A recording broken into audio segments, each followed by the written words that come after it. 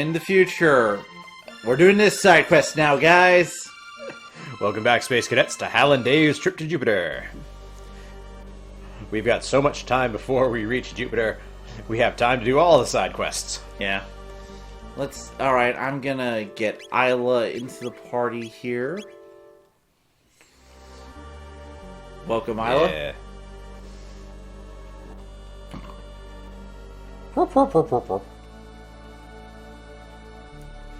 I don't know. I'm just hearing like that Kefka laugh every time he does that. Yeah, basically. I feel like the same artist must have drawn those sprites. I feel... And it could be Tetsuya Takahashi. I know he worked as an artist on both of those. This is Final Fantasy VI. I could see that easily enough. Especially I'd love to find out exactly what characters he drew. It might be available information. I should look into this more.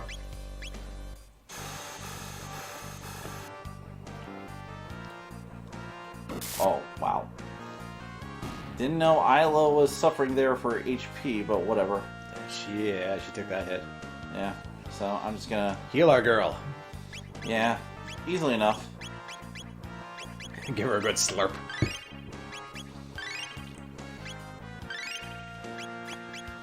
Boom. This is why you're best boy, Frog. Dave's just like, I'm not even going to acknowledge that. I've learned to not acknowledge things too often, because if I do, I'll go insane. But Dave, you're already insane. We have established that you are suffering space madness. I have been suffering from all the space madness recently. I've actually considered opening up a Marvel comic recently. Seriously. That is the pinnacle of space madness. Yes. Good thing the most recent issue we have is from 1983 out here. We can go to about 2001. That's when things... That's when things only started to get a little cracky. Oh, Jesus. I'm a Marvel fan, but my God, sometimes... Oof. I mean,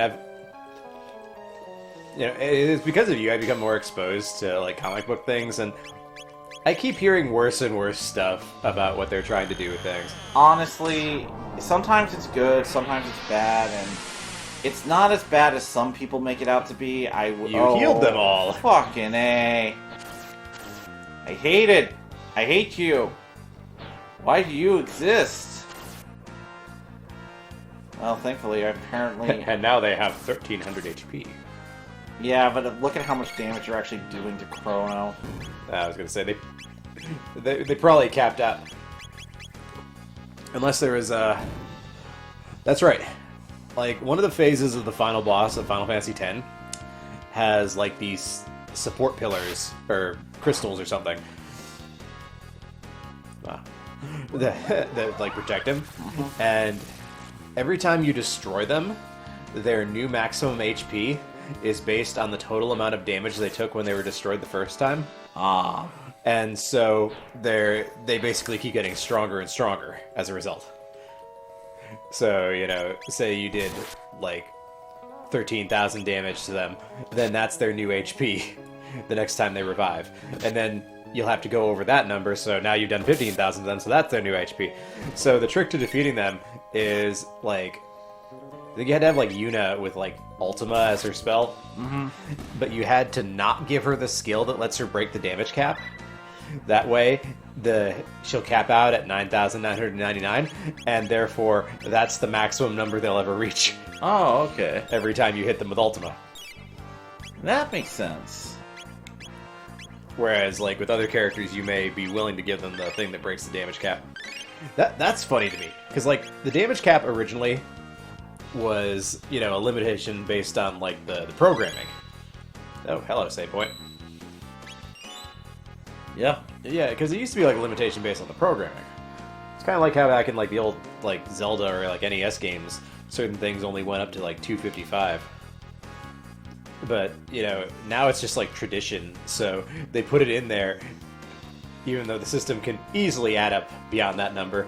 And so now it's, like, a special skill to break the cap.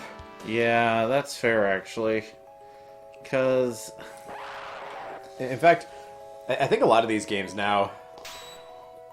Like, I know, like, Xenoblade seems like they kind of do this, where even though it shows that you've hit the damage cap, which in their case is, like, 9 million, all nines across, I think you can still go... Why did you do that again? I don't know why. I'm an Is it idiot. because I went on a Xeno tangent? Yes. Is this kind of like passive-aggressive? I don't know anymore. I just exist. The point is, you do like a chain attack or an overdrive or something, and it pops out all 9s. But I think the total damage you did is actually much higher than that. Is that a giant tongue from the sky? Yes. Well, things are just getting weirder and weirder here. Welcome to Chrono Trigger. I mean, we got attacked by Zubat over here, so... Yes. I just learned to accept them. I once saw like a cosplayer, like a Pokemon cosplayer, where like half of his costume had just like all these plushy Zubats all over him, and he's just like, I forgot to use repel. That is funny as fuck. Stop hitting frog! Zubat, a prime example of enemies with way too high of an encounter rate. Yeah, you're not wrong on that one. I like the Zubat design, but god dang it. I'm trying to think, what would be a good like compromise for like a JRPG like this type of JRPG? You know, say you're gonna have random battles, but like, you know, is there some way one could implement it? Try to put into words what I'm thinking here. It's like, you don't see them on the field, like, pretending we're making a really simple game. Like, you won't see them on the field, but you need a way to, like, avoid battles, or have them not just be completely random on you. Honestly, it's very hard to think in terms of that, because... I guess it's almost like, at the beginning of the fight, they need to give you, like, a, you know, will you engage prompt or something?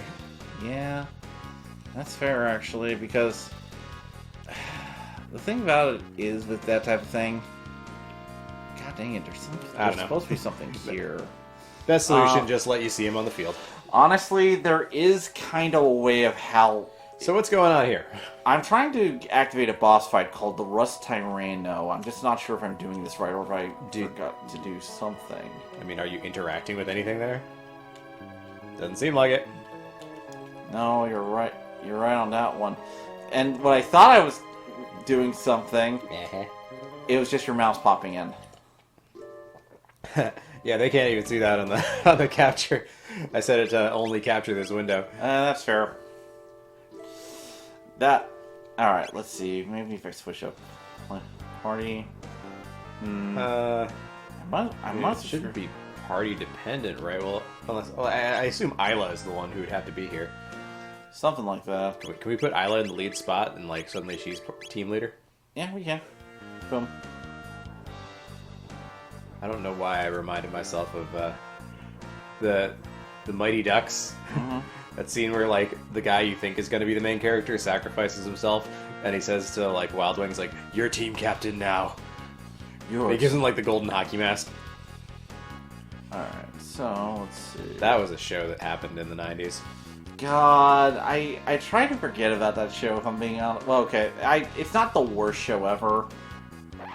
Okay. I mean, yeah, as I was saying, when all's said and done, you know, it's still better than a lot of stuff that comes out these days. Yeah, you're not wrong on that one.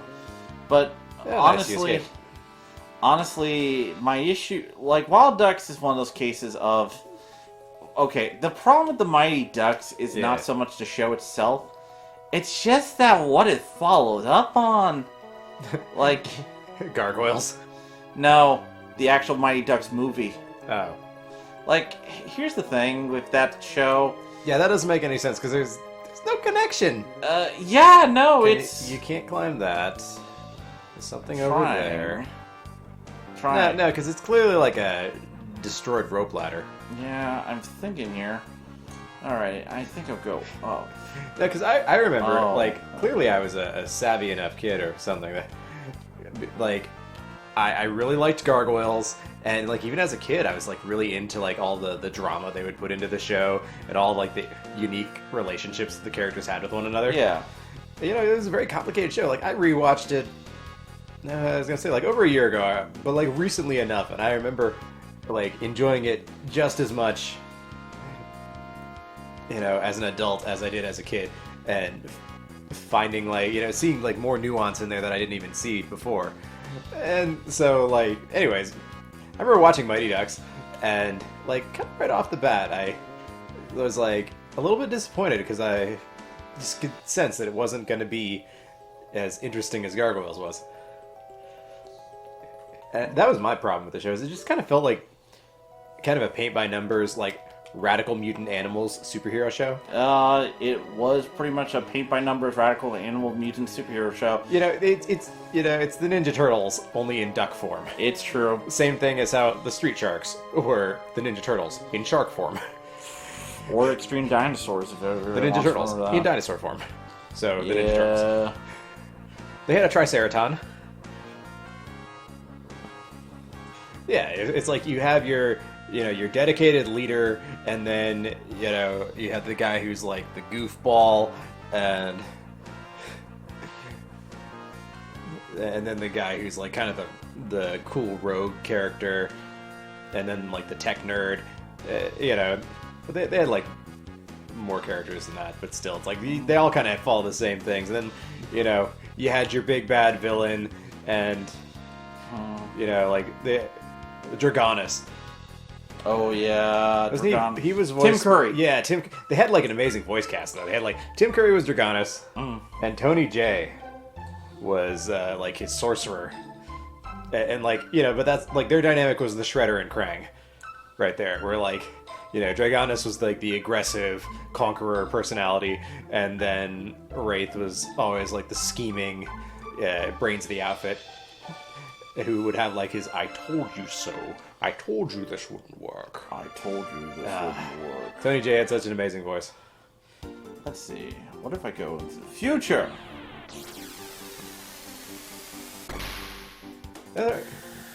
Wasn't Rob Paulson lurking in that cast? Probably. He must have been. You can't have a show like that and not have Rob Paulson in it. Honestly, knowing him, he probably was, if at least as some weird dude. Yeah, he's probably like the Michelangelo of the group, right? Something like that. Then again, no, he was Raphael in the original Ninja Turtles, and then he was Donatello in like the 2013 or whatever CG cartoon. 2012. I was close. Yeah, well, because I remember seeing him make a joke where he was like, "If I live for 100 more years, I'll have voiced all of the Ninja Turtles by then, I'm sure." I kind of want to see that because I'm actually. You just let him do that. Just let him do a whole show. I would definitely love the hell out of that. I was thinking of him as like the goofy character, just because of his performance as Pinky on Pinky and the Brain.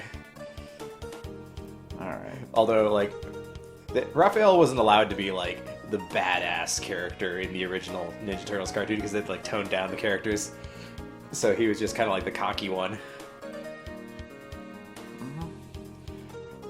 Because it's a kids show, so they're addicted to pizza instead of beer. Basically. Alright, I think I know what I did wrong. So, let's see.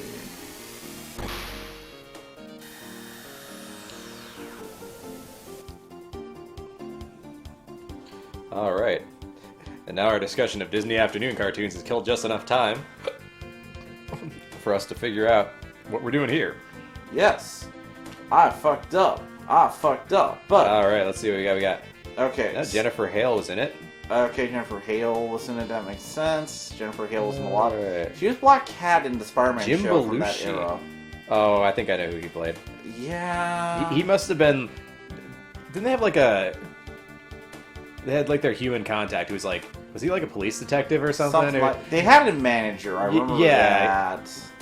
Or, yeah, no, he was a team manager. Yeah, like basically... some other character. He was basically this That had to have been Jim Belushi.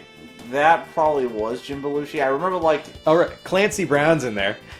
Yeah, of course. That's right. The villains are all like the huge, amazing voice actors, because you have Tim Curry, Tony Jay, Clancy Brown was like the heavy-duty, like, Ankylosaurus dude, and then Frank Welker was the chameleon. Oh, that makes sense. Yeah, Rob Paulson was in there. I knew it.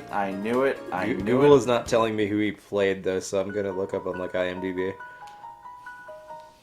You're just like, who the fuck are you? Oh no.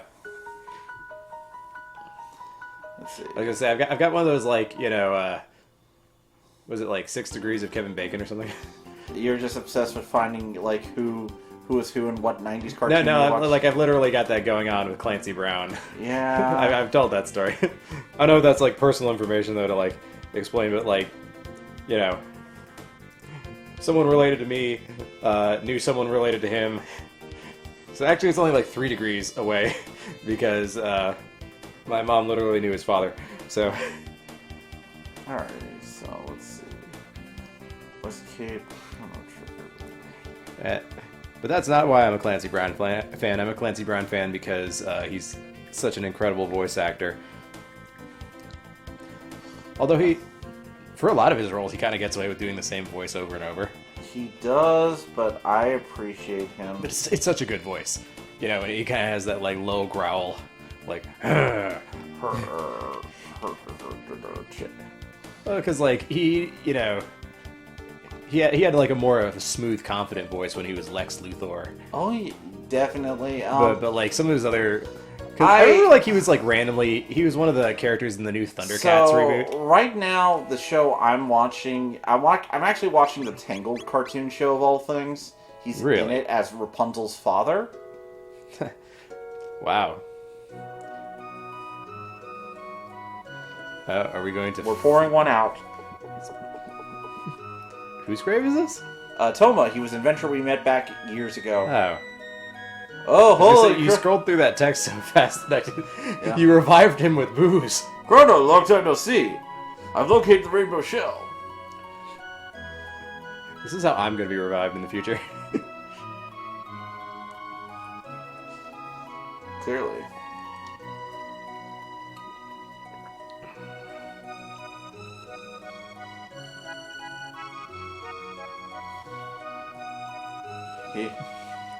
Quick, get him more alcohol. Thank you for revealing that to us, dude. We appreciate you. And now he's dead. Forever. Forever. It's always the weird thing when you have these, like, it's a weird thing when you meet spirits of people and they act like so lively and stuff, and then it's just like, okay, I'm done, bye. Yo, it's like, do they have to like sit there? It's like he's like waiting behind the gravestone, and then you leave, and then he's like, oh, thank God, I thought they'd never leave, and then he just is like, wait, I have to be alone for the next million years now. He's now alone, forever and ever. So, how much would that suck if like your spirit is just like confined to a certain distance from where your body is when you're dead, and then you just gotta like stay that way forever? Oh God, I can only imagine. That's a fate worse than death. That's definitely a fate worse than death. Because that's boredom. God, I can only think about like the boredom of doing that. Good. Alright, I'm not gonna heal them this time. You sure? Probably. Because that's what you said last time. He goes right for Luminaire. Luminaire! Is it like a team attack we do? They'll just destroy them all in one go? Maybe. I'm gonna try. As soon as they stop picking me up! Hands off. Anyways, yeah, we've done good work this episode. We've established that the Mighty Ducks had a great voice cast, and the death is really boring. Well, honestly, the one thing I'll say with the Mighty Ducks, I really, like, after it followed up the live-action movie, it was just so weird because, honestly, a Mighty Ducks cartoon could be kind of like a sports-centered Recess or something. I guess. Well, honestly... Yeah, I've always just, like, completely disassociated the two in my mind, because I'm like, they don't really have anything to do with each other besides the name. To be fair, if you actually look up, like, the Ducks' history as a franchise... Yeah. It's kind of weird, because Disney created the actual hockey team to promote the movie. Yeah. And then they kind of fucked them over. Just in terms of... Dave. Nothing's happening, Dave. I know. I'm wondering what I'm doing is the thing. Me too. Oh well. We're just gonna run. Yeah, run from that? Yeah.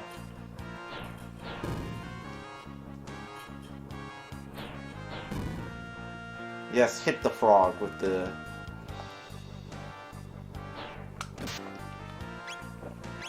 Okay.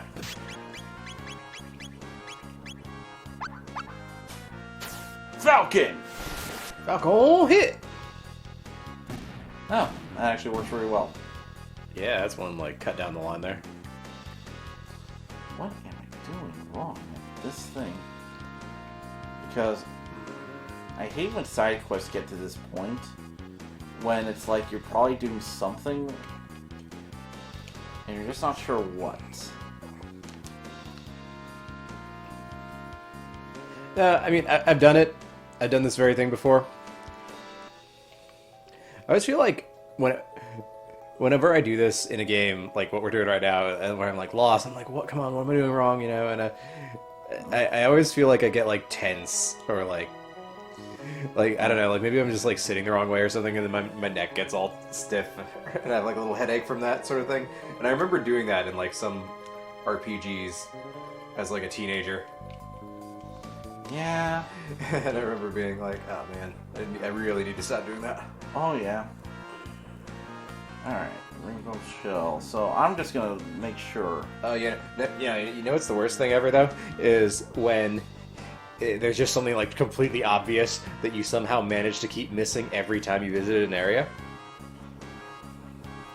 Because I straight up had that in Xenoblade 2 when I was playing earlier, where, you know, there's this kind of like set of like shallow ponds on a cliffside, and then like there's a part of the map that didn't make any sense to me because it showed like a pathway going off and there was like a objective marker, and I'm like, where on earth is this thing going? And I thought I had to like climb up this waterfall, and I actually succeeded, only to find that there was nothing there. And then I finally looked it up, and there's just like some cave, like, you know, 2 feet down from where I started, in plain sight, that I somehow just never looked over my shoulder and saw, after visiting this area multiple times. Alright, I'm gonna try it one more time and see. Alright, so let's see. It's the bat things again. Yep, I'm gonna see if I can run away from them. Or lizardactyl. It's not quite an aerodactyl. They're just lizardactyls. Lizardactyls.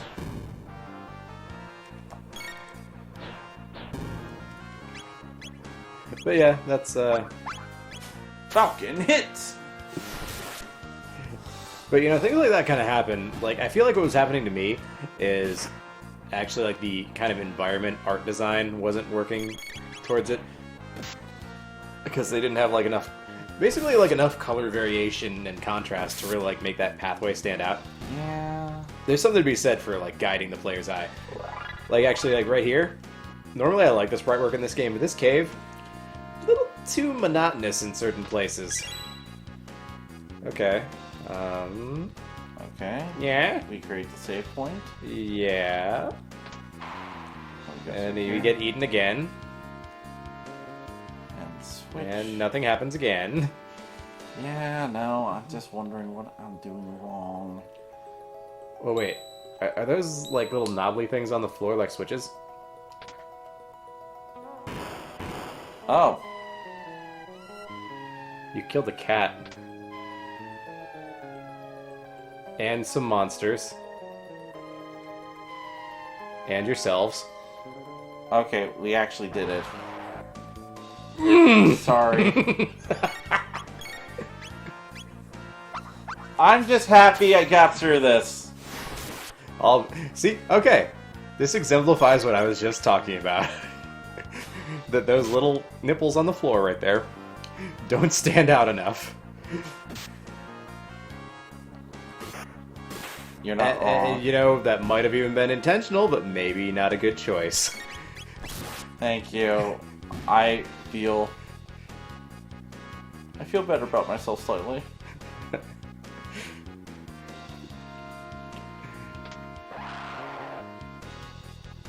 Whatever. Your organic eyes were not capable of perceiving subtle nuances of a badly designed environment. But okay, so like the caves here, like, or the cave we're in right now, the tiles are good and like that T-Rex head's great. But like the rocky cave only uses like 3 or 4 different colors in its palette, and they have really similar details on both the floor and the walls. So it's actually kind of hard to tell what the like walkable area is. Yeah, you're not wrong on that one. Not that that's what we got wrong in this part. But that's like a pet peeve. I'm real big on like art stuff. Remember the game, is it Mirror's Edge? Where it's like things are mostly white, but they kind of guide you as to where you're supposed to run with colored segments. I remember hearing about that, yeah. Yeah. Well, it also kind of reminds me of what they tried to do in freaking... are we supposed to exit this way? Possibly, but... Here we are. Yeah, because like what they would do, you know, the world was mostly white, and then you kind of, you know, say there was like a pole you could grab onto, it would be red or something, and it would really stand out next to it. Or if you're in a hallway, there might be like a green stripe running along the side of it. Well, actually, it kind of reminds me, there was talk in freaking Uncharted, actually, about that too. Oh, Uncharted does that well too, yeah. Yeah, because they have like a bunch of colors on what you can actually grab onto. I remember that. Like you're climbing, and there's like some gold bricks amidst some like turquoise or jade or something. That's the idea. Yeah, it stands out, and you're like climbing on stuff. It's been a while since I played Uncharted. It's a good series, but it is kind of weird sometimes. I kept meaning to play 4. I played 2 and 3. 4 probably has one of the weaker villains in the franchise. Oh, well, okay. I'll say Uncharted doesn't have great villains, if I'm being honest, in my opinion. No, they don't. 4 might be the worst in terms of just what they do with it. Because there's never much to the villains. They're just kind of like, oh, we wanted the treasure or something. Well, 4 is kind of weak in terms of a payoff as a villain. Yeah. Because 4 is actually something I use as an example of a really badly thought up final boss that has an emotional climax. Oh. Because, okay. We'll go pretty far afield on this one. Let's keep going. Okay, yeah, so that's the part, like, don't climb down there, because that'll happen. Yeah. Otherwise, you fall right back down to where you were, and you gotta start over. Yeah, that's fair. Okay, that's fair. Alright, I just gotta do this again, so whatever. Kind of understanding the layout of this thing now, though, I guess. Yeah. Yeah, no, I remember just thinking, like, I don't know if it's, like, biased just because it was the first one that I played, but I always felt that 2 was the best one. 2 is probably the best one in terms of story, in my opinion. Also, like, the villain was, like, such a straightforward villain guy that he was easy to understand. They didn't really try to overcomplicate him, which was nice. Also, the fact that, like, by the end of the game, he, like, calls out Drake, because, like, Drake doesn't want to kill him or something. Like, I'm a good guy, don't do that. And he's like, how many of my men have you killed just today? I don't think Drake even had an answer for that one. Well, actually, it's kind of a funny thing, because that actually was also like a player thing, because they noticed how many people Drake just casually murdered in the first game. Yeah. And there's kind of a disconnect with that game in terms of... because they kind of look at it as just a standard... Because the developers look at it as kind of like a standard Indiana Jones type adventure. But considering how mooks just come out at you and what you're doing in that game, I really feel like the design work on how they handle it, because basically they just have you constantly fight at mooks through that entire game. Because it's Indiana Jones through the lens of a third-person shooter. Yeah, and I really always felt that the third-person shooter elements they're okay, but Uncharted to me should be like an big action adventure movie. Yeah, you hit those. Okay, so the right side switch drops enemies. Mooks. And that's why I'm doing. That's why I'm taking care of them now. I was gonna say, like, some of my favorite parts of those games were when you actually got to like do some like archaeology puzzle solving, and they got some pretty clever ones. Yeah. At least by the third game, they had some like really clever ones. Yeah, But no. you know, speaking of like ludonarrative dissonance, Our gonna favorite word. yeah, really. I learned that in a class, like actually like writing for video games class I was in once. But I don't know. I don't really feel like I learned that much in that class though, because it's mostly just like they would get us to write stuff occasionally, and be like talk about how that would fit into a game setting. I remember like we watched the opening of The Last of Us. Ah. I've never actually played that game besides like really briefly at one of my ex-girlfriend's friends' houses. Okay. And I remember her friend was like apparently like straight up like scared of like the mushroom monsters in that game, and so she didn't like that we were playing it because I don't know, she was like easily scared or something. I'm not... Hey, there's a thing on the floor. Oh, power tab. Cool.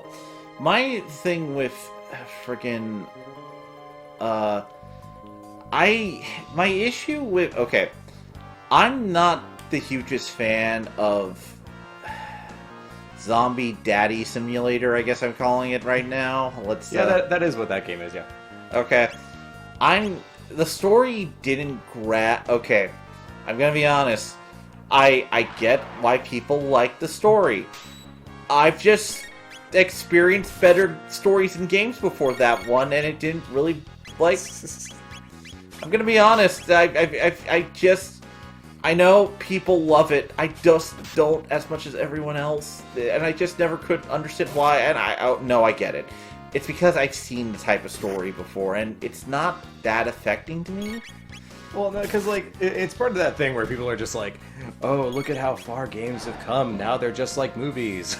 No, like honestly, that is like I don't know, like 2008 thinking right there, because there was totally that period of time where like every game had to be just like a movie, and they had to have like all the cutscenes and all the voice acting, and sure, people were into it for a while, and now I'm glad that games have kind of come back around to be like, oh no, like we're gonna focus on what games actually can do, letting you play them. I was actually thinking of games that actually made me feel emotions, and I came down to this: Phoenix Wright is better than Zombie Daddy Simulator. I said it. Of course, you're saving people, saving people from the law. I was just sitting here thinking about that as a title for the episode.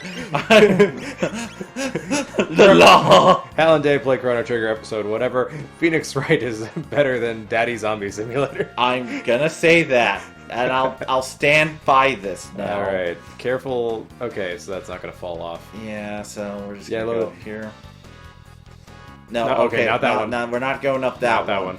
That's the easy way out. Yeah. So to me, with we always like fly far off topic whenever we're just like in like dungeon grinding land. Well, unfortunately, yeah. Right now we're just. What's there to say about this game when we're doing this? Okay. Besides dinosaurs. Dinosaurs. I'm just wham bam. It's the Dino Jam. Dinosaur. I know I'll repeat this at some point if we ever play Metal Gear Solid, but so starting with Metal Gear Solid 2, they give you the option to use a tranquilizer gun and non-lethally defeat your enemies. Yeah. And if you pay attention, there's almost no cutscenes that ever depict Snake killing anyone. Oh, yeah. And so that way, if you're keeping your perfect run of not killing anyone, he doesn't break that by doing something in the cutscenes. That's fair. I think, like, notable exceptions might be, I think, like, Metal Gear Solid 3, and actually, no, I was going to say, like, any given final boss being, like, the exemption to that, although some of those final villains don't even die by Snake's hands anyways.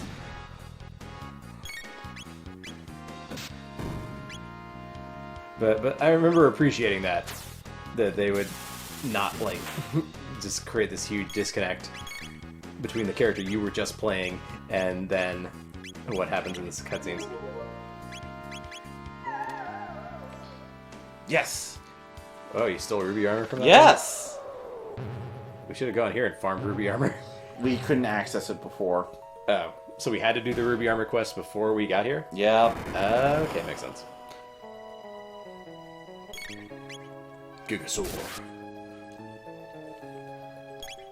This Gigasaur looks like he's been to the Dino Buffet a little too many times. He likes a dick. or no, like he needs a dinosaur that likes him big.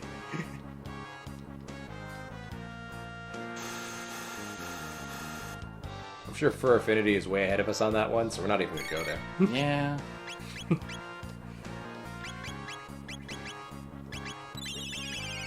Alright, revive Frog. He needs it. I guess this guy's kind of a boss, huh? A little bit. Although, because we've fought these before, so I thought this was gonna go a little faster. Yeah, well, right now, we're just gonna have to deal with what we have to. This is like a juiced up version. Oh, wow, I forgot Chrono had that. Oh, well, that's a good thing. Yeah, because Chrono's like our, paladin or jack of all trades hero, where he's got the strength, he's got the magic, he's got the touch. He's got the touch. He's got the power. When all hell's breaking loose, he'll be riding down the storm. Cool. So, yeah! Alright, let's get everybody healed. Kiss. Kiss. Kiss. Kiss. I like Kiss Frog many times, still not Prince. I like... But maybe this time. Frog, still Frog. But now... That okay, Frog sexy too. Y'all love Frog. Let's go through here. Let's see if I can open this. No, I can't. Okay. No.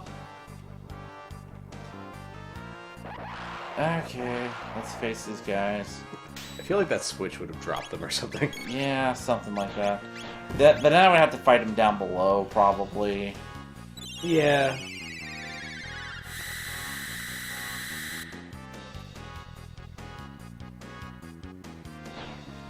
Didn't we establish that lightning heals them? I forgot that lightning and luminaire are two different things. Are the same thing, actually, I should say. Two different same things.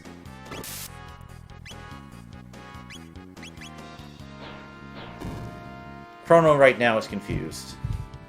Me too, Chrono. Me too. I love you, Chrono, but you're so confused right now.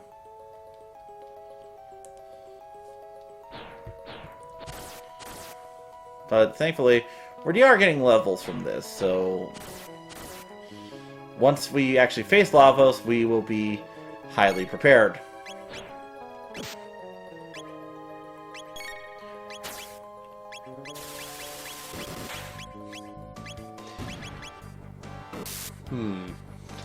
I mean, I assume that whatever we do, Lavos isn't going to be just, like, too easy for us. Nah, Lavos is hard even. I actually decided because one time I wanted to actually do a final boss, so I found, like, a full save. He was still pretty tough, at least enough where I had to actually focus in on the battle. You know? I'm not gonna say, like, he wasn't, like, he was the hardest boss ever. But I did have to focus.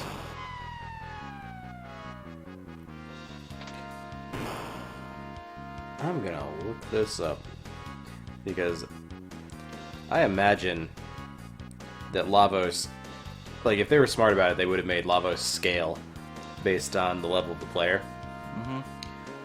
So I'm gonna find out. Lavos. Ravosu. Lavosu.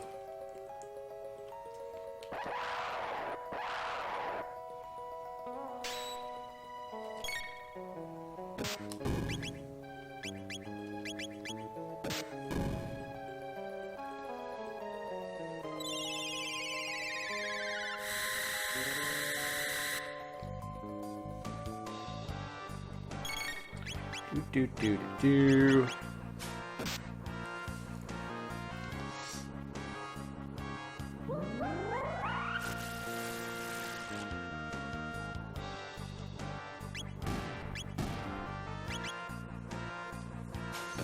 But Lavos, I don't think actually does scale, but I could be wrong.